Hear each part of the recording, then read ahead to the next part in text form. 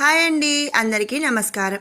మనం ఈ వీడియోలో ఒక కొత్త విషయాన్ని అయితే తెలుసుకుందామండి. మరి ఉసిరి చెట్టు, మరి అందరికీ కూడా ఉసిరికాయలు అలాగే ఉసిరి చెట్టు తెలుసు కదా. మరి కార్తీక మాసంలో ఉసిరి చెట్టుకు ఉన్న ప్రాముఖ్యత ఏమిటి, అలాగే ఈ ఉసిరి చెట్టు ఎలా ఉద్భవించింది అనే కొన్ని విషయాలు మనం ఈ వీడియోలో తెలుసుకుందాము. ఆఖరి వరకు స్కిప్ చేయకుండా చూడండి, అలాగే లైక్ బటన్ క్లిక్ చేయండి. ఫస్ట్ టైం మన ఛానల్ని చూస్తున్నట్లయితే ప్లీజ్ సబ్స్క్రైబ్ చేసుకోండి. ఇక ఉసిరి చెట్టు, కార్తీక మాసంలో ఉసిరి చెట్టుకి చాలా ప్రాముఖ్యత ఉందండి. కార్తీక మాసంలో ఉసిరి చెట్టు కింద మరి దీపం వెలిగిస్తూ ఉంటాము, అలాగే ఉసిరికాయల మీద దీపాలని వెలిగిస్తూ ఉంటాము కదా. కార్తీక మాసంలో అసలు ఈ ఉసిరి చెట్టుకి కార్తీక మాసానికి ఎందుకు ఈ సంబంధం అనే మనం కొన్ని తెలుసుకుందాము. మరి సైంటిఫిక్గా చూస్తే ఏమిటంటే కార్తీక మాసంలో చలి బాగా పెరుగుతూ ఉంటుంది. అప్పుడు ఏంటంటే కఫ సంబంధమైన జీర్ణ సంబంధమైన వ్యాధులు అనేకం వచ్చే అవకాశం ఉంటుంది. మరి ఇక ఉసిరిని తీసుకోవడం, ఉసిరి చెట్టుకి దగ్గరగా ఉండటం వల్ల ఈ వ్యాధులు కొంతవరకు తగ్గుతాయి. ఆయుర్వేదం ప్రకారం ఉసిరి చెట్టులోని ప్రతి భాగము కూడా ఆరోగ్యాన్ని కలిగించేది. మరి ఉసిరి వేళ్ళు బావిలోకి చేరితే ఉప్పు నీరు కూడా తీయగా మారిపోయిన సందర్భాలు చాలానే ఉన్నాయి. తులసి, ఉసిరి, వేప చెట్ల నుంచి వచ్చే గాలి చాలా శ్రేష్టమని మన పెద్దల నమ్మకం. బావుల్లో ఉసిరి విత్తనాలు పోస్తారు, దీనివల్ల ఆ నీరు శుద్ధి అవుతుందని పూర్వీకుల నమ్మకం. మరి ఇది సైంటిఫిక్గా మనం చెప్పుకునే విషయాలన్నమాట. ఇక కార్తీక మాసంలో ఉసిరి చెట్టు కింద సాలగ్రామాన్ని ఉంచి గంధం, అక్షంతలు, పుష్పాలతో పూజించాలి. అనంతరం పండితులను పిలిచి సత్కరించి అందరూ కలిసి భోజనం చేస్తారు. ఈ విధంగా పూర్వం స్నేహితులు, బంధువులు కలిసి వేద పండితులను సత్కరించడం, పూజాధికాలు చేయటం వల్ల పరస్పర స్నేహభావన, బంధుభావన, రోజువారీ పని నుండి కాస్తంత సేద తీరటం అనేది జరిగేవి. కార్తీక మాసం వచ్చిందంటే చాలు ఇక మనం వినేవి ముఖ్యంగా ఏంటంటే వనభోజనాలు ఒకటి వింటూ ఉంటాము. వనభోజనాల కోసం ఉసిరి చెట్టు ఎక్కడుందా అని అన్వేషిస్తూ ఉంటారు అందరూ. ఈ మాసంలో ఎంతో పవిత్రమైనదిగా పూజించే ఉసిరి చెట్టు కింద ఒక్క పూట అయినా సరే భోజనం చేయాలన్నది మన హైందవ సంప్రదాయం.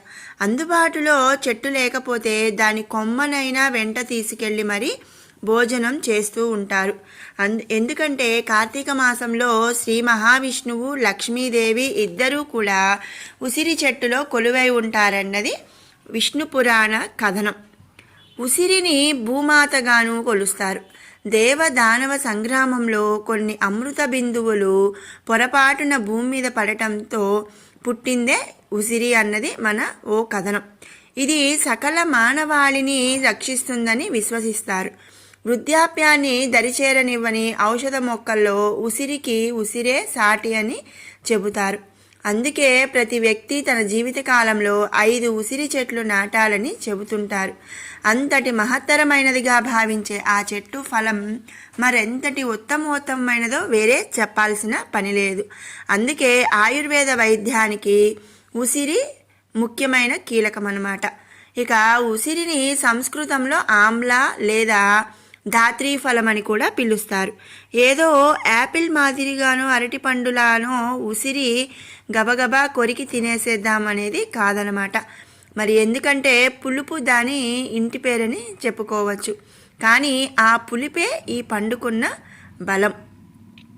కమలా రసంతో పోలిస్తే ఉసిరి రసంలో విటమిన్ సి అనేది 20 రెట్లు ఎక్కువ. అలాగని ప్రోటీన్లు కూడా చాలానే ఉంటాయి అన్నమాట. యాపిల్లో కన్నా కూడా ఉసిరిలో 3 రెట్లు ప్రోటీన్లు ఎక్కువ ఉంటాయి. ఇతర పండ్లలో కంటే కూడా యాంటీ ఆక్సిడెంట్లు ఎక్కువే. అనేక రోగాలకు ప్రకృతి ప్రసాదించిన వరమే ఈ ఉసిరి. అందుకే దీన్ని సర్వదోషహరమని కూడా పిలుస్తారు.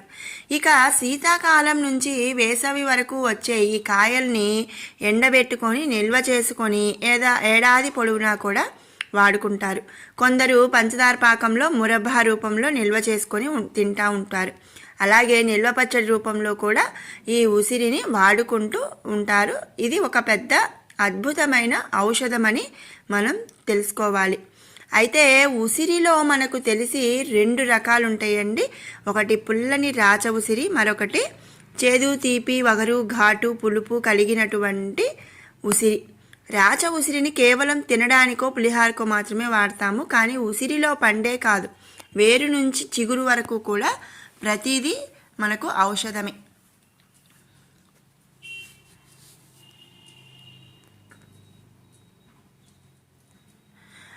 ఇక ఆదిశంకరాల వారు ఆసువుగా చెప్పిన కనకధారా స్తవం మనకు ప్రతిరోజు చదవదగ్గ స్తోత్రరాజం.